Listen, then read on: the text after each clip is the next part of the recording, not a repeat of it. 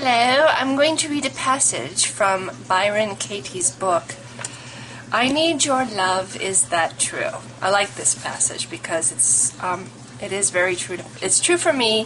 When you say or do anything to please, get, keep, influence, or control anyone or anything, fear is the cause and pain is the result. Manipulation is separation, and separation is painful.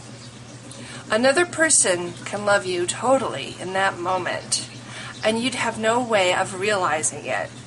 If you act from fear, there's no way you can receive love, because you're trapped in a thought about what you have to do for love. Every stressful thought separates you from people.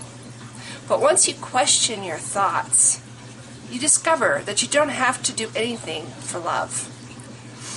It was all an innocent misunderstanding. When you want to impress people and win their approval, you're like a child who says, "Look at me, look at me." It all comes down to a needy child. When you can love that child and embrace it in yourself, the seeking is over. I feel like I'm a pastor and I just read a verse from the Bible. Okay, and now we're going to have a sermon about it. No, how do I translate this verse? Oh, gee, separation, manipulation, a big M word. Do you do things with an ulterior motive and you don't really think about it, but if you really look at things, at what you do, is there an ulterior motive to it? I mean, you're nice to somebody, okay? Is it just because you're a nice person and you feel like being nice and you don't care if you ever, it doesn't matter, it's just you're spreading the joy, or are you being nice because you hope they'll like you and you hope that you'll make a friend and the more friends you have, maybe the more valuable you'll feel, or the more feeling of self-worth or acceptance you'll have. So the whole idea is you're nice. You're pretending to be what you're not. Okay, maybe you're not nice. Maybe you're a cranky person. Maybe you have a lot of prickles. Okay, and you really are a nice person, but you're not nice to people that you don't know. Maybe, or there's you, and then there's you. There's the you that you are for real.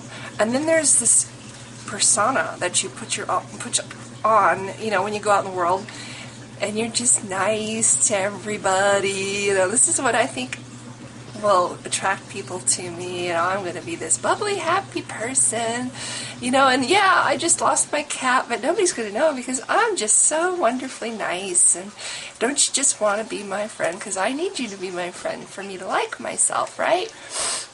So by being nice like that, that's, in a way, you're manipulating. You're putting in an act. You're not showing who you really are. You're not giving yourself enough credit. You're saying, who I really am isn't good enough, really, because I'm cranky and I'm, people sometimes, have a hard time liking me if I act like myself, who I really am.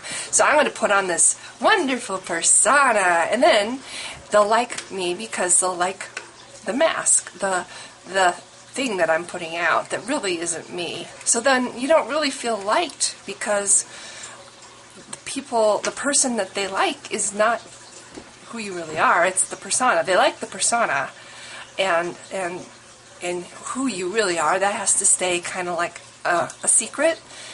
You don't want them to know. And then after a while, it gets really hard to keep that up. It burns you out. And then you wonder, who are my real friends? Do any of these people really like me for who I really am? So manipulation, it's do you really want people in your life that you have to manipulate to get to like you? How real is that? How genuine are, and these people ultimately will disappoint you and let you down because,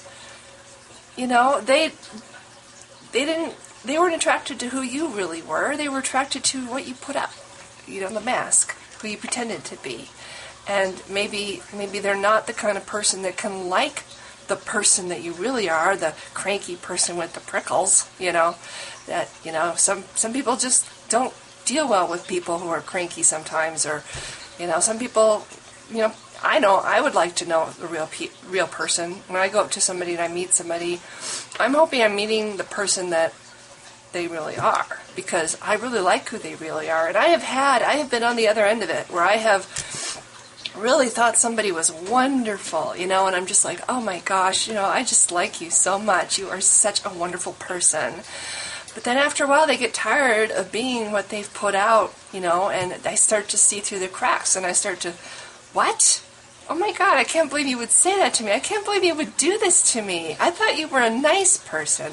So it's no fun to be on the end of the spectrum, where you're the one having to discover the true person that you really thought was wonderful. Not really the person you thought, and maybe that person is wonderful, but maybe doesn't really quite mesh with you and your personality. So manipulation might get you instant gratification. It might get you friends, or whatever it is that you're trying to change about the world, by being something else, or saying something else, or thinking something else, putting off something that isn't really true. But in the end, it's going to bite you in the ass. You're going to, either they're going to see through the cracks, or you're going to see through the cracks, and it's always going to be a bad ending.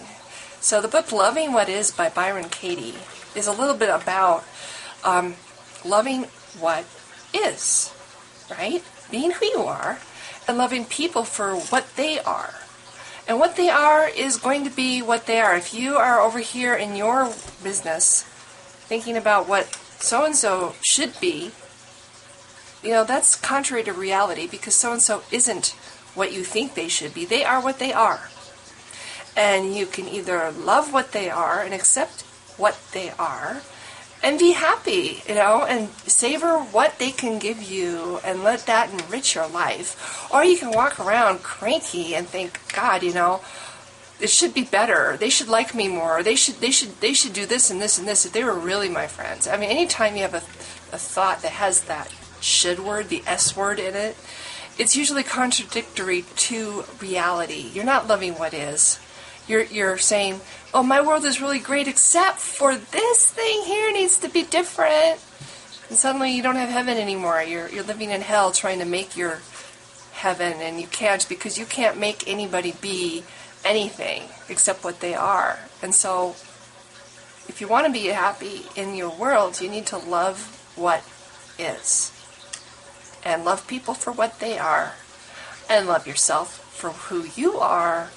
And don't try to put yourself out there as something that you're not, because in the end, you can't keep it up and people see through, and in the end, it's not good.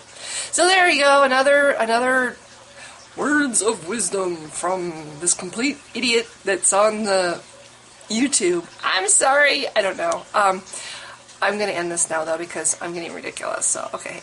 Bye!